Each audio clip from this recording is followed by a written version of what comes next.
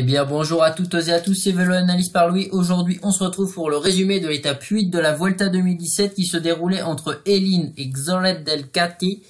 Donc, cette étape comportait trois classements grimpeurs, deux troisième catégorie et un première catégorie. Le premier de cette édition qui était situé à environ 2 km de l'arrivée. Ça finissait en gros par une descente cette étape, mais un col avec des pourcentages très rudes qui dépassaient les 20%. Ça comportait également un sprint intermédiaire situé à 40 km de l'arrivée. Donc cette étape était vraiment bien ancrée dans les terres. Les favoris de l'étape que j'ai identifié au départ étaient le maillot rouge britannique Christopher Froome, le pistolero revanchard après sa petite défaillance d'Andorre. Il a quand même montré qu'il avait les jambes lors des deux dernières arrivées en altitude, étant le seul à pouvoir suivre Christopher Froome, enfin pas les arrivées en altitude, mais les étapes de montagne ou vallonnées où le pistolero a tout fait péter. Ensuite, il y a l'un des meilleurs descendeurs du monde, Vincenzo Nibali, surtout pas sous-estimé, le vainqueur du Tour d'Espagne en 2010. Chavito, comme on l'appelle, Esteban Chavez, le Colombien de la Uric Ascot, qui aura sa carte à jouer également s'il part dans les très forts pourcentages aujourd'hui. Le coureur qui a terminé 3e l'année dernière en versant tout sur la dernière étape. Il a ses chances. Michael Woods, le puncher canadien de la Cannondale Drapac. Ce coureur qui est quand même très très fort, hein, on peut le dire. Très bon puncher, il aurait pu passer ses gros pourcentages et pourquoi pas disputer la victoire au sprint ou même gagner en solitaire si les favoris se regardaient. Et bien sûr ensuite Romain Bardet, bon puncher grimpeur qui sait également très bien descendre, donc il a eu ses chances aujourd'hui, mais comme il est un petit peu fatigué, même pas un petit peu, mais énormément fatigué de son Tour de France, je ne pense pas qu'il puisse jouer les premiers rôles dans cette étape. Ensuite on passe aux différents faits de course, donc Barguil viré. Donc Barguil a été viré ce matin par son équipe car il ne respectait pas les ordres de son équipe de bosser pour Wilco Kelderman. Il préférait jouer sa carte personnelle, donc c'est dommage pour l'équipe Sunweb, mais bon, Barguil est un peu un rebelle hein, dans sa dernière petite période à la Sunweb. Ensuite donc il y a eu Sven-Erik Byström, non partant malheureusement pour lui. C'est bête. Dans la première heure de course, je peux quand même vous dire que les coureurs ont parcouru 50 km, ce qui est quand même du lourd, hein. 50 km/h pendant une heure, bah, c'est quand même pas dégueu, on peut le dire. Donc l'échappée a été constituée aujourd'hui de Jesus Hernandez, la Trek Segafredo, l'espagnol, le lieutenant depuis toujours del Pistolero, Julien Alaphilippe de la Quick Step revanchard après l'étape gagnée par Alexei Lutsenko où il s'était un petit peu enterré avec Marc Soler. Loïc Vliegen, le belge de la BMC, celui qui a remplacé malheureusement Samuel Sanchez qui n'a pas fait des choses très correctes. Ensuite il y a Nelson Oliveira de la Movistar, le très solide rouleur portugais, Rafael Maïka, le très bon grimpeur polonais, 2 fois maillot à poids sur le Tour de France et une fois 3e sur la Vuelta il y a 2 ans. Emmanuel Buchmann, la pépite de l'équipe, la pépite allemande de l'équipe Bora-Hansgrohe, et Christophe Fingston qui est dans cette échappée pour aider ses deux leaders. Ensuite, il y a Clément Chevrier, le français bien sûr de la G2R La Mondiale, le grand copain de Romain Bardet, passionné de viticulture. Ensuite, Brendan Conti, l'Australien de l'équipe Cannondale Drapac qui avait également sa chance. Alberto Losada, l'expérimenté espagnol de la Katusha Alpecin sur ses terres avait à cœur de bien faire. Ensuite, Dan Olivier,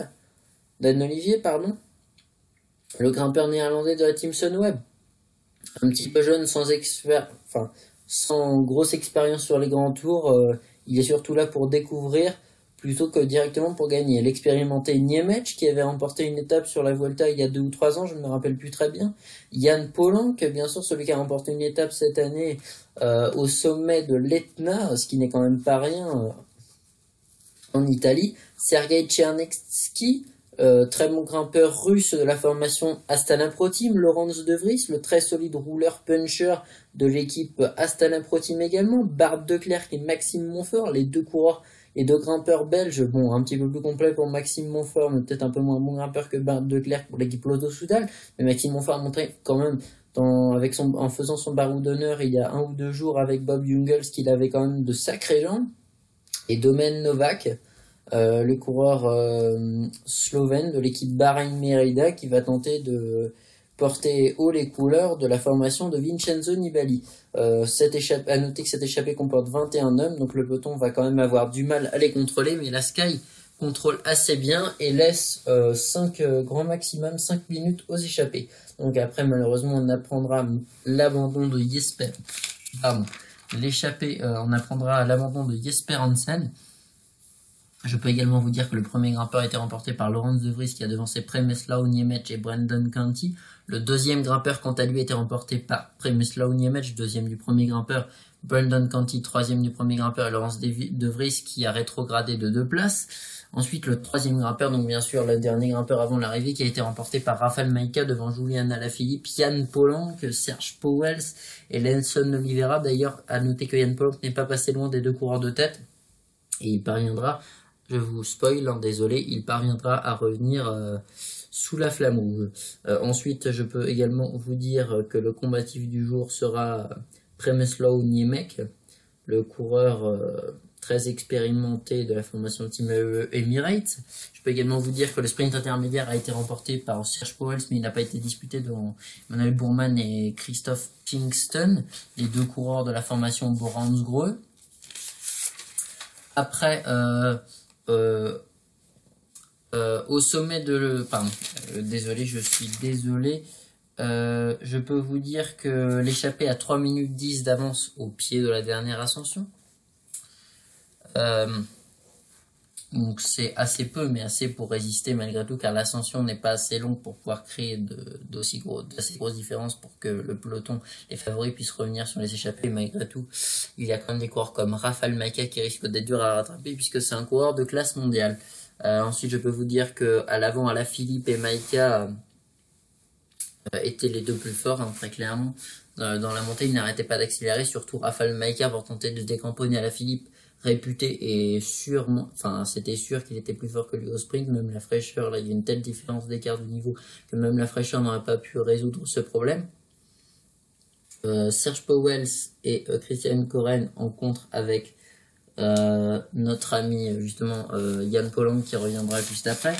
Après, je peux vous dire que Majka a tenté plusieurs fois d'affilée de lâcher Alaphilippe dans les pourcentages dépassant les 20, dans les pourcentages dépassant les 20%, c'est vous dire quand même qu'il était fort. C'est pour vous dire un petit peu que vous placiez un petit peu le niveau de Julien Alaphilippe, qui est énorme quand même pour suivre un coureur de la classe de Rafał Majka, même si ses accélérations ne sont pas tranchantes, elles sont très longues.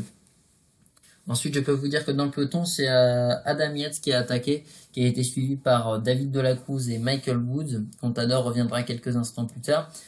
Froome ayant vu Contador revenir sur le trio, il a accéléré pour revenir et puis il a contré, hein, tant qu'à faire, autant reprendre du temps. La meilleure défense, c'est l'attaque, hein, comme on dit. Donc Froome qui contre, Contador, Chavez, Woods et Nibali sont les seuls à pouvoir suivre le tempo du Britannique. Retour de Polanc sur le groupe de tête pendant ce temps-là. Après, je peux vous dire que Froome en placera une deuxième, où cette fois seulement Contador parviendra à s'accrocher, Chavez, puis Woods, puis Nibali craqueront. Nibali après se fera rattraper par Chavez, Woods, et puis bref.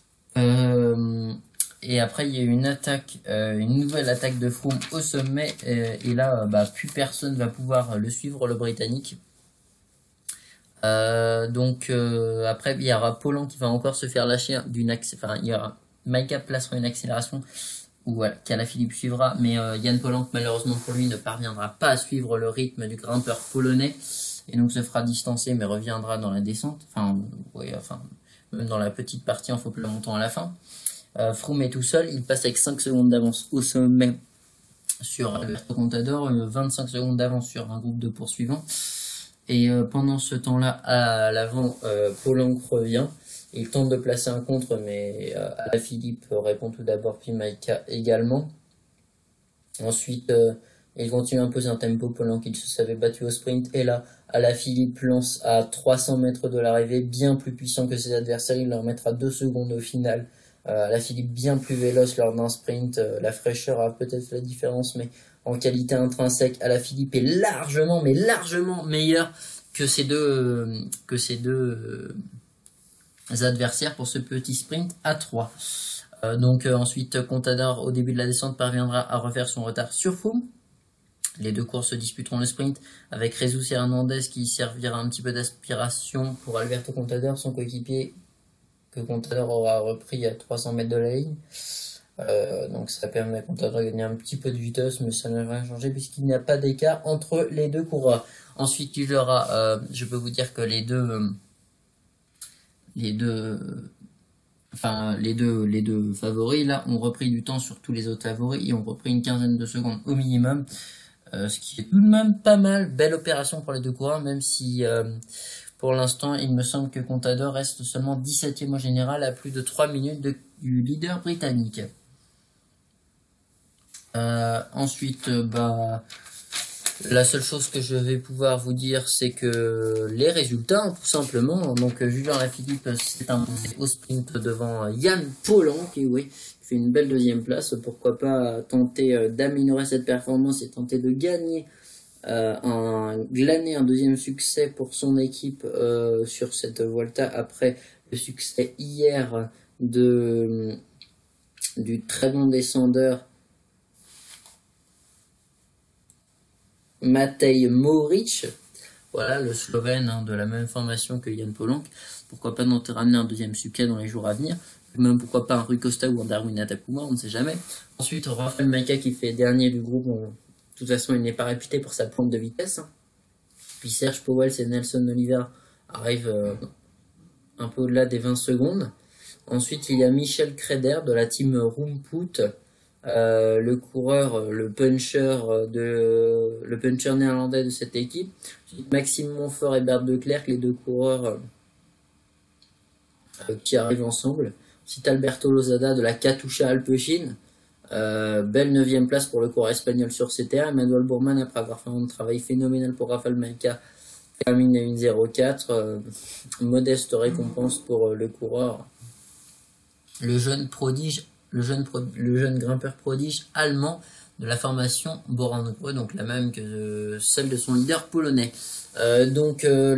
Mon flop et mon top du jour. Donc mon top du jour, c'est vraiment Alaphilippe bien sûr, et Yann Pollan, parce que j'ai trouvé quand même qu'il a fait une très bonne performance. C'est plus des pentes qui conviennent à Alaphilippe quand même, des pentes de puncher avec des gros pourcentages. Yann Pollan, qui est plus un grimpeur, qui préfère les efforts longs, a quand même fait une très belle performance en réussissant à faire une deuxième place au final, et c'était quand même le 3e plus fort des échappés dans la montée, avec deux gros coureurs d'expérience, des coureurs réputés meilleurs que lui. Donc c'est vraiment de très belles perfs. Bon, Alaphilippe était favori avec Majka pour cette étape dans les échappées, donc c'est justifié pour Alaphilippe, et puis Yann Pollan qui, j'espère, pourra rééditer sa performance, voire l'améliorer. Ensuite, mon flop du jour, c'est quand même Nicolas Roche, puisque Nicolas Roche perd quand même une vingtaine, voire peut-être même une trentaine de secondes sur Christopher Froome, ce qui, dans une étape avec un petit col comme ça à la fin, même si c'est des gros pourcentages, même si ça ne convient vraiment pas au leader irlandais, c'est quand même pas mal de temps de concéder par rapport au leader britannique. Donc j'espère que ce n'est pas une baisse de forme pour Nicolas Roche, mais c'est juste un jour sans. Donc ensuite on va passer aux interviews d'après-course. Donc Julien Alaphilippe, le vainqueur de l'étape, a dit, je cite, c'est incroyable, je ne m'attendais pas à gagner aujourd'hui. Pour moi c'était un peu compliqué, je ne me sentais pas très bien ces 2-3 derniers jours, mais je pense que tout le monde était un peu dans la même situation. L'équipe a vécu un début de Vuelta formidable, on est toujours devant. Je pense que le final de demain pouvait être bon pour moi, mais aujourd'hui un gros groupe est parti après. Autre coureur, donc Christopher Froome, le leader britannique, et Matteo Trentin, le coéquipier de Julien Alaphilippe, se sont exprimés après la fin de cette étape. Donc Froome qui a fait une très belle opération aujourd'hui en reprenant du temps à tous ses rivaux, sauf Alberto Contador, mais de toute façon il a déjà une petite marche sur Alberto Contador, le pistolero. Donc il a dit, je cite, « Je n'avais absolument pas besoin d'attaquer puisque je suis déjà en rouge, mais je veux profiter des moments où les jambes sont bonnes. Le plus important pour moi, c'est d'y aller à fond, de tenter de créer des écarts. On verra où on est.